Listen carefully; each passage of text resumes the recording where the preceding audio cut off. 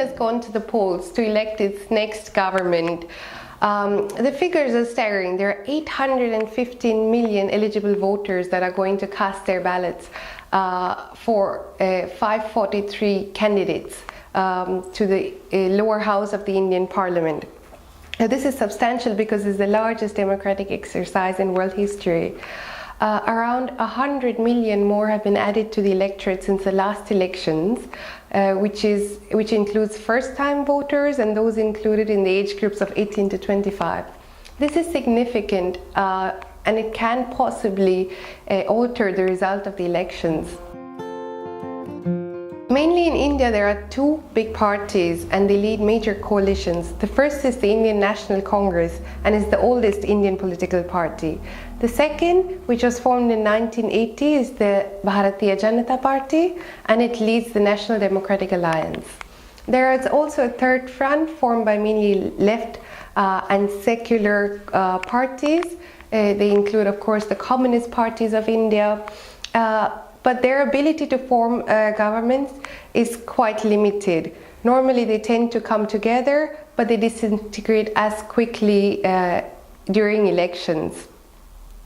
In these elections, I would highly rule out the possibility of a third front government. There have been new parties that have come out, like the Aam Aadmi Party, riding on a wave of anti-corruption, especially through this anti-corruption movement that began in 2011 in India. It was called India Against Corruption.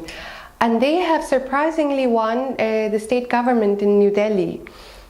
This party has a lot of potential, but it has a small yet growing national base. Their main challenge is to convince the Indian voter that they will bring about change within and they will shift away from their anti-establishment image.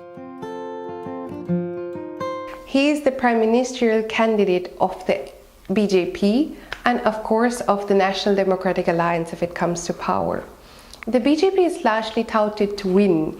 This is because key issues like unemployment, corruption, inflation have marred the Indian economy since for the last decade.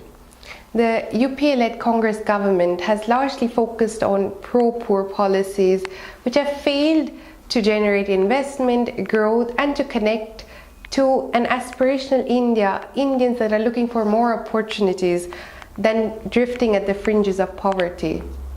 Modi's vision of an Indian dream appeals to aspirational Indians. He's promised around 250 million jobs in the next decade, building about 100 smart cities and a high-speed railway network.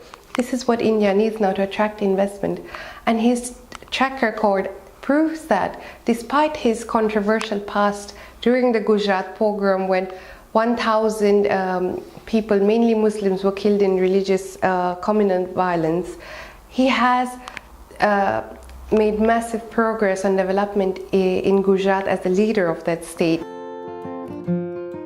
On foreign policy, Modi has underscored investments and development, and in this sense he's likely to pursue partnership with countries like Japan, Europe and the US.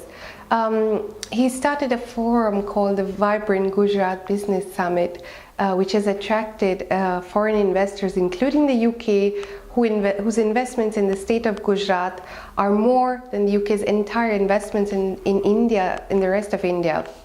He has struck a very cordial relationship with the Japanese Prime Minister Shinzo Abe, while the US and Europe had led their own boycotts against Modi. Given his chances of becoming India's next Prime Minister, largely attitudes and approaches have shifted, and many of them, the US and EU representatives, have met Modi. On the EU-India Free Trade Agreement, which remains under conclusion, the BJP has hinted at a renegotiation, but Modi as such, given his personality, would probably, it can be safe to say, underscore the conclusion, an early conclusion of this agreement, which could bring investments to India.